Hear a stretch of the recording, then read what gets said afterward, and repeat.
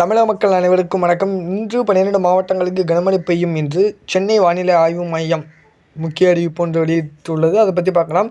வீடியோக்குள்ளே போகிறதுக்கு முன்னாடி நம்ம சேனலுக்கு நீங்கள் என்ன புதிய பாடுதலாக இருந்தீங்க அப்படின்னா மறக்காம சேனல் சப்ஸ்கிரைப் பண்ணி பாருங்கள். அப்போ தான் நம்ம போடுற வீடியோலாம் உங்களுக்கு இன்ஸ்டன்ட் நோட்டிஃபிகேஷன் வந்துக்கிட்டு இருக்கும். அப்படி தான் தெரிஞ்சுக்கலாம். ஸோ எங்கெல்லாம் மழைக்கு வாய்ப்பு இருக்கிறது, குறிப்பாக திருப்பத்தூர், கிருஷ்ணகிரி, தருமபுரி, சேலம், ஈரோடு, நாமக்கல், பெரம்பலூர், நீலகிரி, கோவை, திருப்பூர், திண்டுக்கல், தேனி ஆகிய 12 மாவட்டங்களில் இன்று கனமழைக்கு வாய்ப்பு இருப்பதாக சென்னை வானிலை ஆய்வு மையம் ஒரு கணிப்பு கணித்திருக்கிறது. ஏற்கனவே ஒரு 10 நாளைக்கு முன்னாடி கூட நிறைய மாவட்டங்களில் கனமழை, ஒரு சில மாவட்டங்கள் மிக கனமழை கணிப்பு கூட சொல்லியிருந்தாங்க.